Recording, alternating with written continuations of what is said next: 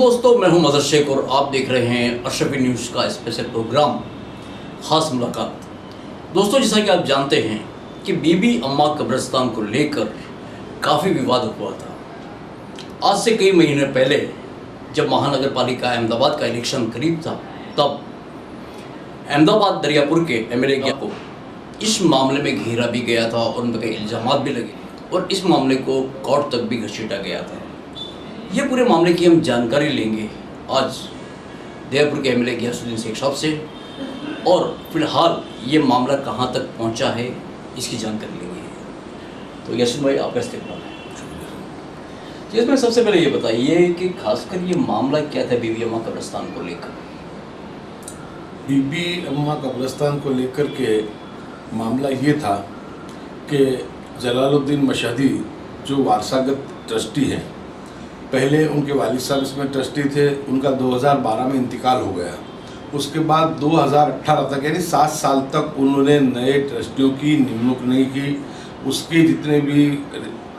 Papers थे, जितनी भी कारगुजारी थी, उसका ऑडिट नहीं करवाया उन्होंने। इस वजह से वहाँ के कुछ मुकामी लोगों ने मिल कर के एक फ़ैसला किया कि ये कब्रिस्तान की हिफाजत होनी चाहिए, इस कब्रिस्तान के अंदर गैर कायदेसर कब्जे नहीं होने चाहिए, क्योंकि वक्फ की प्रॉपर्टी जो होती है वो अल्लाह की प्रॉपर्टी है। और दूसरा कि ये तो आज तो तुम नई जगह कोई ख़रीद भी नहीं सकते, ये तो जो पहले ज़माने के अंदर बहुत दुरंदेशी थी हमारे वली अल्लाहों में कि उन्होंने उस वक्त में बड़ी बड़ी जगहें वक्फ की थी, और आज वही उनकी वक्फ की जो ज़मीनें हैं उसी पे हम लोग आज हमारे जो हम भी दफन हो रहे हैं और हमारे रिश्तेदार और अहबाबों को भी हम दफन कर रहे हैं। तो जब ये बात थी लोगों के सामने कि ये मामला आ रहा है, तो 2018 के साल में वहाँ के मकामी लोगों ने एक ट्रस्ट बनाया और ट्रस्ट बना के उसको वक्फ कमेटी जो है, वक्फ बोर्ड जो है गांधीनगर, उसमें रजिस्टर कराने के लिए कार्रवाई की। जब उसको कार्रवाई हुई तो उसमें जितने जो ट्रस्टी पहले थे उनको सबको नोटिस दिया गया, क्योंकि नोटिस पहले देना पड़ता है। जब उसमें नोटिस दिया गया तो उसमें एक जो थे बंदा, उनका 3 मरतबा नोटिस देने के बाद भी उनका कोई रिप्लाई नहीं आया। माना गया कि जब वो मिल नहीं रहे तो ऐसा हो सकता है कि ये शायद इनका इंतकाल हो गया हो। तो उस वक्त में वक्फ बोर्ड ने तमाम उस जो मौजूद था हालात थे उसको देखते हुए उस वक्त में नए जो ट्रस्टी मंडल थे उसकी निमणूक उन्होंने कर दी। और जब ये निमणूक हो गई, नया ट्रस्ट 2018 में बन गया। उस वक्त तो मैं ट्रस्टी नहीं था, तो वक्फ का जो बोर्ड था वो बन गया वहाँ पे। और उसके बाद जब कमेटी बन गई, उसके बाद जिस बंदे को 3 नोटिस दी थी, जो नहीं आ पाए थे, जिनको मुक्त घोषित करके ये काम हो चुका था कि नया ट्रस्ट बन गया था, तो उन्होंने कहा कि नहीं, मैं जिंदा हूँ। तो जैसे ही उन्होंने ये कहा तो जो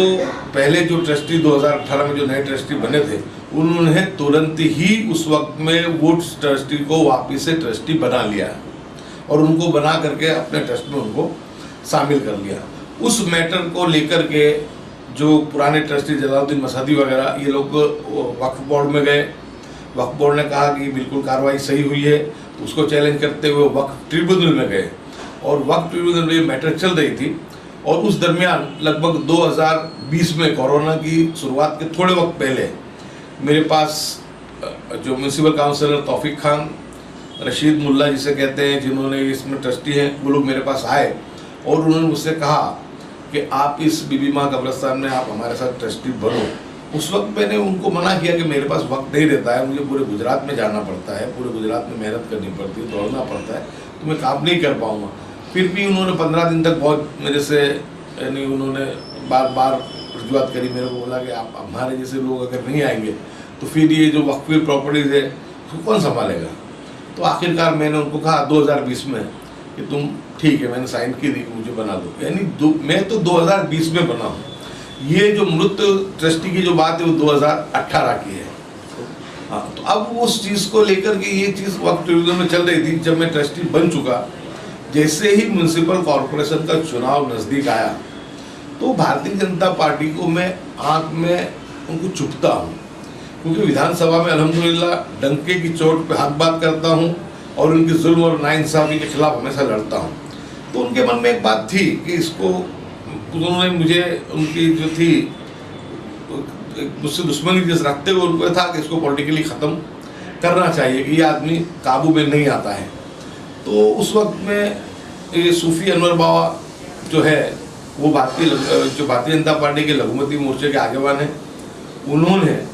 और मिल करके उनके साथ जलालुद्दीन मशहदी वगैरह थे, इन्होंने मिल करके गुजरात के उस वक्त के कायदा मंत्री प्रदीप सिंह जाडेजा जी को मिला और मिल करके हम सब जानते हैं कि वक्फ ट्रिब्यूनल अपनी जिस तरह की आपकी चाहो तो इस तरह का ऑर्डर पॉलिटिकली प्रेशर से मिल जाता है। तो चुनाव के पहले ना मुझे कोई नोटिस दिया ना मुझे कुछ बुलाया, क्योंकि जब ट्रस्टी को मुफ्ती घोषित किया था उस वक्त में तो मैं था ही नहीं उसके अंदर, मुझे तो जो लोग बने थे उन्होंने बनाया था। लेकिन एकदम से उन्होंने ऑर्डर ये दिया कि जितने भी पुराने ट्रस्टी मंडल जो बना है इनको सबको यानी इसमें से बर्खास्त किया जाता है, ये अब आगे किसी जगह ट्रस्ट में नहीं रह पाएंगे और कानूनी कार्रवाई इनके सामने होनी चाहिए। ऐसा करके उन्होंने एक वक्फ ट्रिब्यूनल का ऑर्डर पॉलिटिकली मोटिवेटेड दिला दिया। उसको लेकर के सूफी अनवर बाबा, दूसरे जलालुद्दीन मशहदी और जो ये कुछ MIM के जो लोग हैं, इन्होंने इकट्ठा होकर सोशल मीडिया के ऊपर इस तरीके से इस बात को उछाला कि उन्होंने जो बात हकीकत थी वो तो बताई नहीं कि ये तो मामला सिर्फ ट्रस्टी बनाने और नहीं बनाने का मामला था। उन्होंने इस तरीके से उस ऑर्डर को उछाला चुनाव के मद्देनजर कि यहाँ पे करोड़ों रुपए की जमीन जो भी ट्रस्टी मंडल है गयासुद्दीन शेख और दूसरे ट्रस्टी उसको बेचना चाहते हैं, उसको बेच डाला। यानी एक सोशल मीडिया का पॉलिटिकल मोटिवेटेड इश्यू था और भारतीय जनता पार्टी के इशारे पे था और मेरी पॉलिटिकल कारकिर्दी को ख़त्म करने के लिए ये मामले को बनाया था कि उनको लगता है कि अगर मेरे को डैमेज नहीं करेंगे वो तो जो कॉर्पोरेशन के उस वक्त चुनाव आ रहे थे तो उसमें भी भारतीय जनता पार्टी को बहुत भारी पड़ सकता था।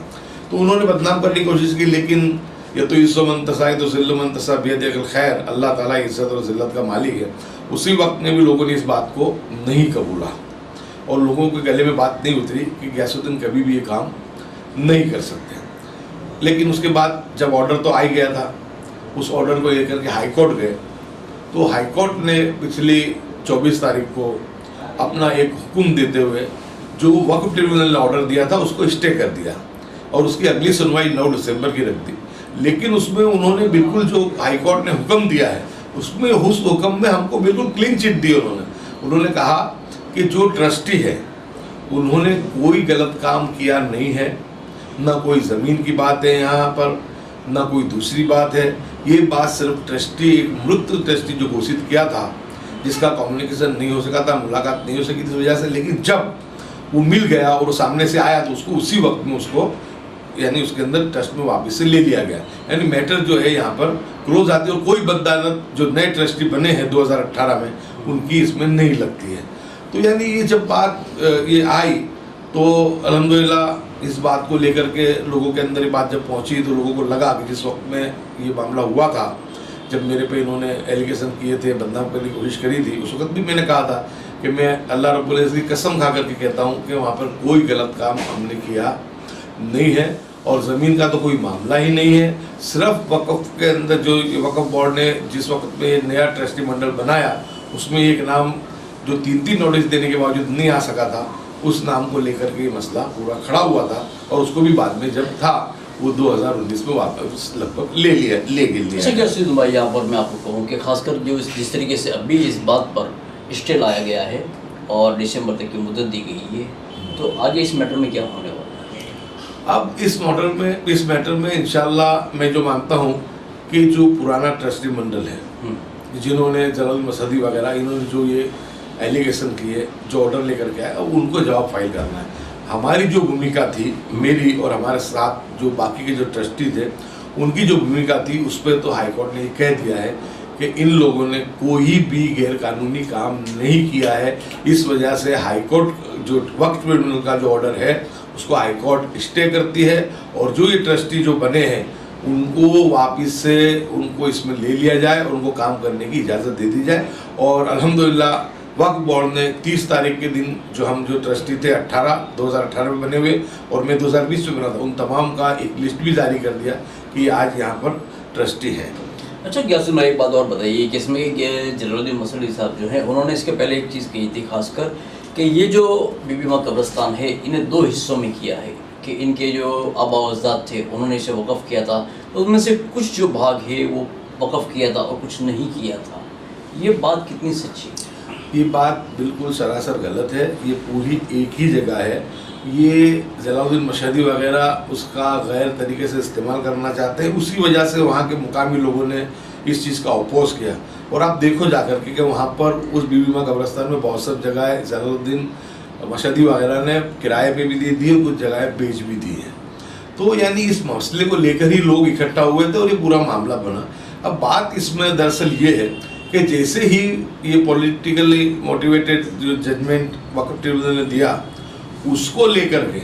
भारतीय जनता पार्टी के लघुमती आगेवान थे वो और MIM के अहमदाबाद शहर के जिम्मेदार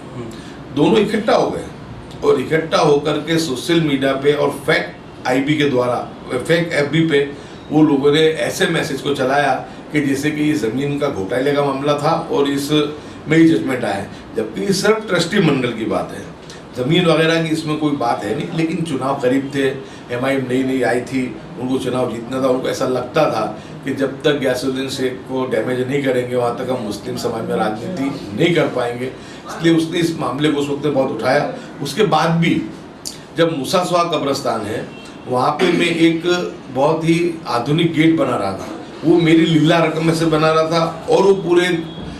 पूरे उम्मत मुस्लिमा के इसाले सवाब के लिए बना रहा था और उसके पीछे एक पार्किंग बनवा रहा था मैं। पार्किंग की ज़रूरत इसके लिए हुई कि जब जो नया ब्रिज जो अभी शाहीबाग से जो मूसा स्वाग कब्रिस्तान की तरफ आता है वो मेन गेट की तरफ आता है और उसके वहाँ आने से अब वो ट्रैफिक की समस्या इतनी हो गई कि जो कब्रिस्तान में लोग दफनाने जाते हैं तो उनको वहाँ पर वाहन पार्क करने की जगह रहती नहीं है और बार बार सोसाइटी वाले जो है उनके साथ भी प्रॉब्लम्स खड़े होते हैं। तो हमने सोचा था कि एक जगह है तो वहाँ पे मैं मेरी ग्रांट में से पार्किंग का काम मैंने शुरू कराया था और उस वक्त पे MIM के आगेवान शमशाद पठान और दूसरे इनके जो साथ में जो लोग हैं वो कब्रिस्तान जाके उन्होंने उस काम को रुका के ऐसे एलिगेशन किए कि ये जगह तो शंकर सिंह वाघेला को मिल कब्रिस्तान में ये जगह बेच दी गई है, यहाँ पे रास्ता बनाया जा रहा है और ऐसा कह के मुस्लिम समाज को गुमराह करने का काम किया और उस पार्किंग के काम को रुकवाने का पाप जो है शमशाद खान ने कंपनी ने किया। अल्हम्दुलिल्लाह गेट तो कंप्लीट हो गया और उसी वक्त जब ये शमशाद खान ने ये एलिगेशन लगाए थे उसके काउंटर में जब मैंने मेरी तरफ से बातों को रखा था मैंने, तो उसके जवाब में जब सहल कुरैशी ने उनके इंटरव्यू में शमशाद खान से पूछा कि आपके पास कोई एविडेंस है कि ये जगह शंकर सिंह वाघेला ने ले लिए या किसी और ने ले लिए, तो बोले नहीं, किसने ली है, किसने बेची है, किसकी है मुझे कुछ पता नहीं। लेकिन उन्होंने उसके पहले एलिगेशन लगाए थे, जब मैंने उसको चैलेंज किया तो उसका बात का वो जवाब नहीं दे पाए। यानी इनको एक जो समझ लो कि आँख में मैं चुपता रहता हूँ। सियासत होनी चाहिए, सियासत के अंदर अगर हक गोई करनी है ज़रूर से करनी चाहिए, कुछ गलत किया हो ज़रूर से उसको खुला करना चाहिए, लेकिन एक बहतान लगाना और वो भी कब्रिस्तान के मामले में और कब्रिस्तान के अंदर खड़े रहकर ही MIM के लोग और शमशाद पठान ये ऐसी गलत बातों को करें, तो मैं मानता हूँ कि हम सबको समझना चाहिए कि आखिरकार हम MLA बन जाए, मंत्री बन जाए या चीफ मिनिस्टर बन जाए, लेकिन मर के तो आपको कब्रिस्तान में ही जाना है। तो कब्रिस्तान में एक राजनीति के लिए इतने गलत बातों को करना और समाज को गुमराह करना मैं मानता हूँ कि बहुत बड़ा गुनाह है। यासीन भाई, यहाँ पर जैसे कि आपने बताया कि शमशाद पठान ने कहा सहल कुरैशी को कि ये मुझे पता नहीं है, तो किस बिना पे शमशाद पठान ने जो है वो आप पे इल्जाम लगाए गए थे कि शंकर सिंह वाघेला की मिल को रास्ता देने के लिए यासीन भाई यहाँ से पार्किंग बनवा रहे हैं और आगे रास्ता देंगे, ये इल्जाम किस बिना पे लगाए थे? पॉलिटिक्स में मेरे गॉडफादर शंकर सिंह वाघेला थे, तो उस वजह से यानी बात को स्टोरी ऐसी बनाई जाए, पूरी कहानी ऐसी बनाई जाए कि लोगों को ऐसा लगे कि बात में कुछ वजूद है, तो ये वो करा। लेकिन जिस वक्त पे मैंने बहुत खुल कर के आके बहुत ही ईमानदारी के साथ अपनी बात को रखा तो इनके पास कोई जवाब नहीं बचा। मैंने भी कहा, चैलेंज किया था कि कोई भी एविडेंस हो, पुरावा दे दो, मैं जो है मेरे विधायकी से भी रिजाइन कर दूंगा और ज़िंदगी में राजकारण भी नहीं करूँगा। इनके पास कोई रास्ता नहीं बचा था, ये सिर्फ पॉलिटिकली मोटिवेटेड था। कॉरपोरेशन के चुनाव को मद्देनजर रखते हुए ये लोगों ने इस काम को किया था और भारतीय जनता पार्टी के लोगों के साथ मिलकर किया था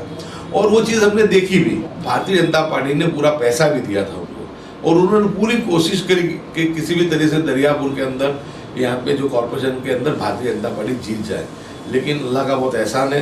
कि दरियापुर की चार सीट जो थी वो कांग्रेस ही जीत कर आई। इनकी जो मेली मुराद थी वो पूरी नहीं हो पाई और अब उनको जब लगा और अभी इस वक्त में भी जब ये हाईकोर्ट ने ये जब स्टे किया और इस बात को कहा कि 9 दिसंबर को इस बात पे आगे सुना जाएगा, तो उस बात को लेकर के हाईकोर्ट के जजमेंट का सिर्फ लास्ट पैरा जो है वही बताते हैं कि स्टे किया है और 9 दिसंबर को, तो हम कहाँ मना कर रहे हैं। मैटर चालू है, लेकिन अभी तक के जो इनके इल्जामात थे उस इल्जामात को हाईकोर्ट ने क्लीन चिट दे दी है। उसमें कहा है कि ट्रस्टी मंडल ने कोई गलत काम नहीं किया है, और गलत काम नहीं किया था इसी वजह से तो उसको स्टे किया, और इसी वजह से तो उसने कहा कि जो पुराने ट्रस्टी जो है 2018 से लेकर 20 तक के तमाम को वापस से लिया जाए, और वक्फ बोर्ड ने हमको उसके लिए प्रमाण पत्र भी कर दिया और प्रमाणित भी कर दिया है। और ये खेल नया नहीं है, भारतीय जनता पार्टी का एक बहुत बड़ा मंसूबा है कि उनको गुजरात विधानसभा को गंगा जल से शुद्ध करना है और मुस्लिम धारासभ्यों से मुक्त करना है, लेकिन अल्हम्दुलिल्लाह वो लोग अभी तक उसको मुक्त भी नहीं कर पाए, और गंगा जल से शुद्ध करने की बात तो उसमें आती नहीं है। लेकिन अब जब उनको लग रहा है कि भारतीय जनता पार्टी जो काम नहीं कर पा रही है, तो वो MIM को हाथा बना के इस काम को करने को अंजाम देने की कोशिश करती है। 2017 के जो मेरे विधानसभा चुनाव थे, उस वक्त में भी जो आज के केंद्रीय गृह मंत्री अमित शाह, उन्होंने मेरे यहाँ पर एक पूर्व कांग्रेस के काउंसिलर को खड़ा रखकर 70 लाख रुपए उसको दिए थे, और 17 मुस्लिम अपक्ष खड़े करवाए थे मेरे सामने कि किसी भी हालत में जो दरियापुर विधानसभा है वो उनको जीत देनी थी और गुजरात को गंगा जल से शुद्ध करके मुस्लिमों को बनाना था। लेकिन अल्हम्दुलिल्लाह आज तक वो बना नहीं पाया, और इंशाल्लाह मुझे उम्मीद है कि भारतीय जनता पार्टी का सपना कभी भी ये पूरा नहीं होगा। लेकिन भारतीय जनता पार्टी ने अभी से ये शुरुआत कर दी है कि कुछ हमारे कांग्रेस के जो कटी पतंग है उनको, और कुछ जो ये MIM के जो लोग हैं उनको हाथा बना करके अभी से ये कोशिश में लग गए हैं कि 2017 की तरह जो 17 अपक्ष उम्मीदवार खड़े किए थे, इस मरतबा भी उनको खड़े करें, और खड़े करके उनको करोड़ों रुपया दिया जाए और ये सीट को जीता जाए। लेकिन दरियापुर की आवाम को मैं सलाम करता हूँ, बहुत समझदार और संजीदा है, और दोनों कौम हिंदू मुस्लिम दोनों मुझे वोट देती है और चाहती भी है, और इंशाल्लाह इस मरतबा भी मैं 15,000 से ज़्यादा वोटों से जीत करके आऊँगा। तो दोस्तों, जिस तरीके से ग्यासुद्दीन भाई हमने बात की बीबी अम्मा कब्रिस्तान ताल्लुक से कि वहाँ पर स्टॉल रखा गया और ग्यासुद्दीन भाई को क्लीन चिट दी गई है। दोस्तों, फिर मिलेंगे, मैं मज़े से आपसे इजाज़त चाहता हूँ। अल्लाह हाफिज़।